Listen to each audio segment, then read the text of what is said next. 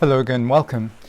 In this video I'd like to go into a little bit more detail on just one of the components of the parachute and its associated parts, of course, the cutaway handle, your breakaway handle, your liberation handle. Its anatomy, where things are good, where things could get bad, how to do some maintenance, and common misassembly problems with handles, three-ring systems, and cable maintenance, and some of the damage that you can find ever so occasionally.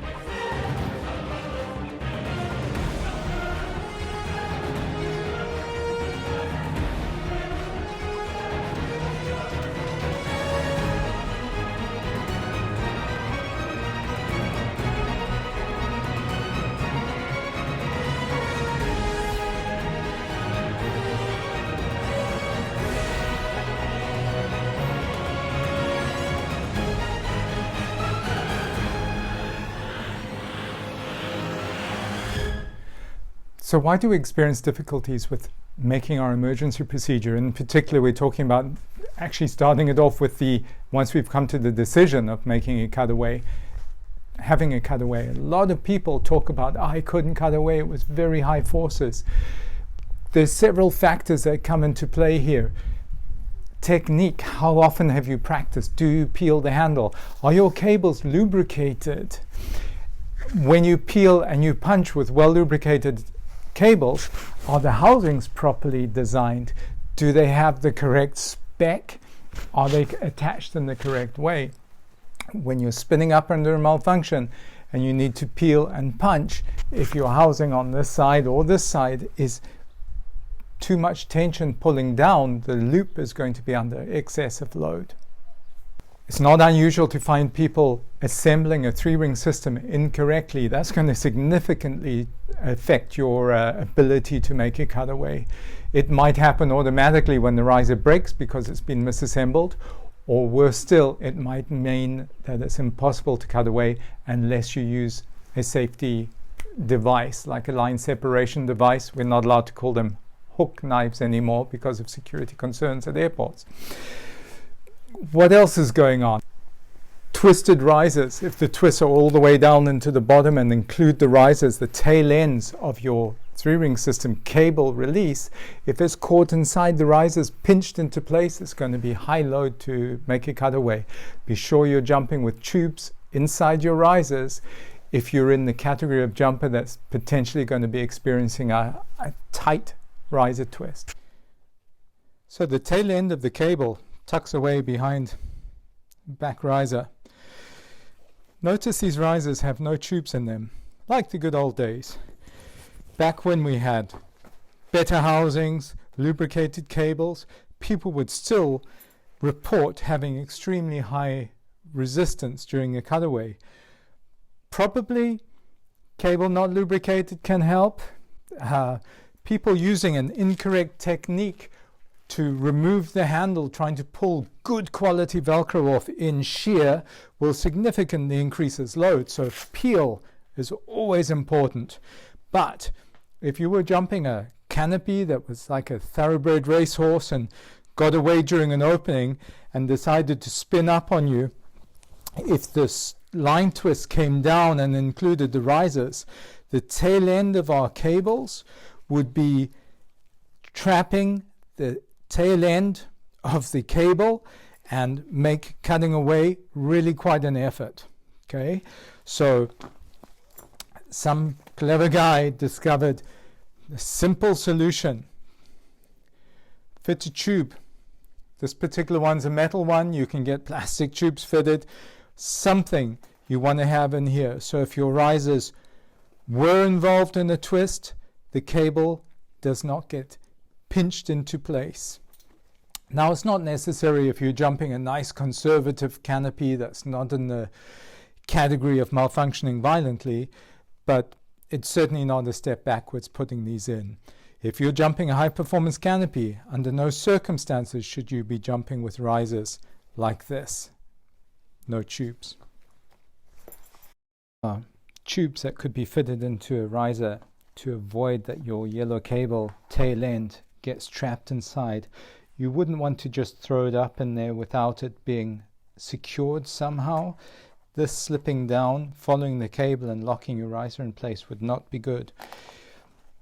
These spiral wraps are an interesting idea, and they certainly seem to work. They're flexible, they handle some abuse, unlike some of the other plastic tubes that if you do fold it over brutally, it's going to be damaged and pinch the cable. That would need to be replaced. The metal housings getting more and more popular. We've still got to find a way of securing it in there. You can stitch it with super tack, or in this case it has a tag on the end, so it would go all the way to the end inside, and you'd run a stitch through there and it keeps it in place to stop it interfering with the release system. What sort of maintenance do you do on these cables? Lubrication, cleaning, lubrication. The right hand side, it's a straight shot. There's not a lot of resistance incurred in this housing. The left hand side is doing a lot of curving. The cable has a lot of contact with the housing itself. So if the cable is left unlubricated, the resistance, particularly from the left hand cable, is going to be quite high. Now, when it comes from the factory, it's normally squeaky clean, quite sticky clean almost. I'm not a big fan of using aerosol spray cans when there's, in this case, a PTFE spray. It's like kind of a Teflon, spraying it onto a piece of paper and wiping the cable. For cleaning, it's probably a useful thing, but actually lubricating, in order to hold the lubricant in suspension, quite a large percentage of this is probably alcohol. So what you're having on your paper here is a large percentage of alcohol. So by the time that's evaporated off, what you're left with is something that's maybe not as well lubricated as it could be. I'm a big fan of silicone, the silicone that we use on our cypress loops. And one of my old socks, every now and again I'll reload it with a dollop of silicone, okay? And by wiping this down every time I touch the cable, that's going to leave a nice film of lubricant on there. And I've had equipment that has basically been abandoned in storage in my storeroom for years, and when I take it out to reassemble, when the owner eventually reappears, the cable actually is still lubricated. It hasn't changed. Now granted, if you're out there doing loads of jumps, the contact, particularly with the metal parts of the housing, the bronze ferrules here, will leave a deposit on the cable coating, and it's not very pretty to look at, but I'm way more excited about having the cable lubricated than using harsh chemicals to make it squeaky clean and putting back in there without lubricating.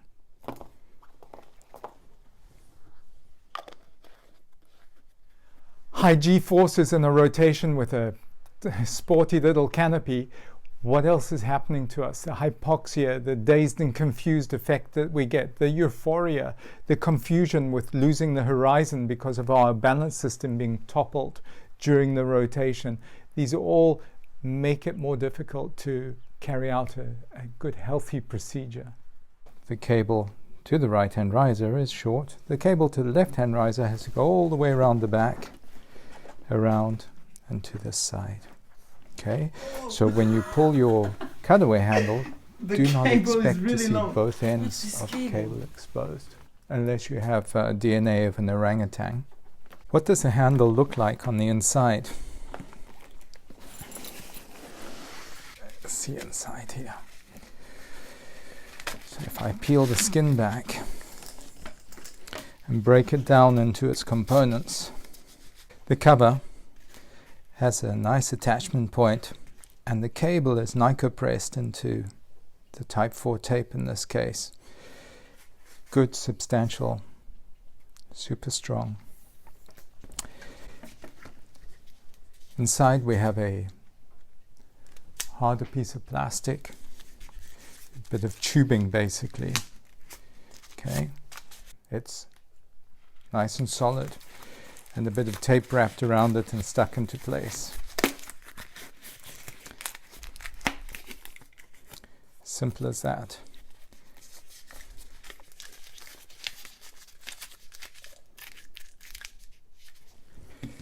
Velcro. This sits inside here to stop the handle from moving around too much.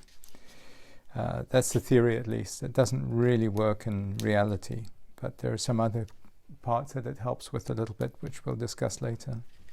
The handles you open up sometimes have a tiny bit of foam inside, or some water pipe insulation. It tends to lose its volume after some time, and you can't get a good grip on it potentially. So if you're using a poor technique of not peeling the Velcro first, or you've got cold hands and gloves on, if you have something that's substantial that you can really get some good purchase on, a good grip, it's way easier to peel the Velcro off, and then if there is some resistance on these cables, you can thump it out nicely compared to holding something that's really a bit too soft. Here we see a nicopress beautifully swaged on. It's going to do a great job. This is a different interpretation of how to swage a nicopress. It's purely a different tool, classic Parachute de France. And here's a manufacturer that chooses just to use a vise to squeeze the swage together. It works, you could argue, so long as you remember to swage it or press it in the vise. Like this one, they forgot. Oops. The cable is an aircraft cable. It's a steel cable with a nylon type coating on it, and when it's put into the nicopress,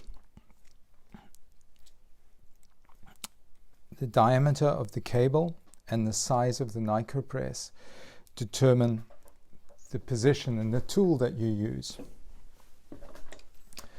So here we have a nicopress, beautiful piece of kit, and you'll notice it's designed for different size presses.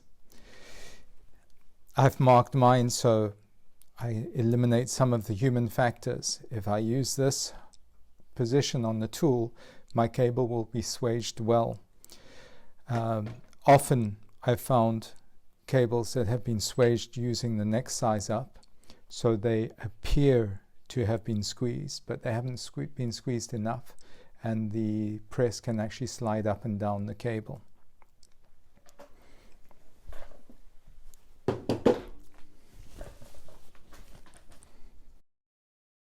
The inside attachment, nice strong piece of tape. It's called Type 4 tape, and it's stitched down really nice, and compared to these handles here, inferior.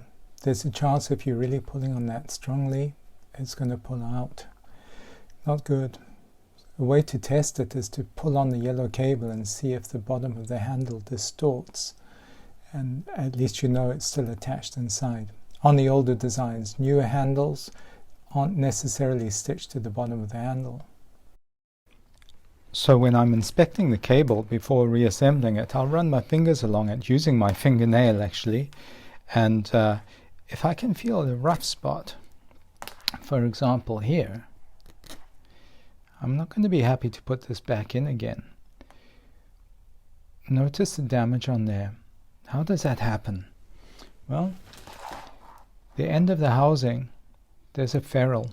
Some ferrules are very poor and they'll have a sharp edge on them. So as this was being involved in a cutaway, if the angle got too acute, it would start cutting in and damaging the coating on the cable.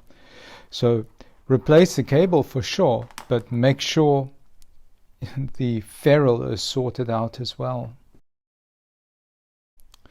So if you're cutting a cable to length after following the manufacturer's instructions clearly, it's going to leave a bit of a brutal end to it. So warming up the outer cover and gently blending the coating over the end of the metal cable so that you have a nice smooth finish. You don't want any sharp edges, because as you are assembling this and passing it through the loop on the riser, you could be making damage. What looks bad, and people who've been misinformed and misdirected, blend it over, and then to get rid of the end, pushing it back down, it's no good. You end up having quite an edge to it. You don't want that. No. These are housings that have split. Some of the materials are less flexible. They don't take a tight radius, and if they're under a lot of load, quite often in this area close to the riser, we'll find that they split open. Keep an eye out for that. Ask your friendly manufacturer to supply you with a replacement housing if you do find it splitting. Let's talk touch fastening fabric, frequently called Velcro. What's holding your pad in place? We really want this stuff to stick like snot to a schoolboy's lip. We don't want lightweight Velcro with hooks that are very soft, that are easy to dislodge. If we're using good quality fastening fabric, it does require good training and technique to progressively peel the Velcro off when removing the handle. Different touch fastening fabrics vary in quality tremendously. Generally, we use 25mm Velcro.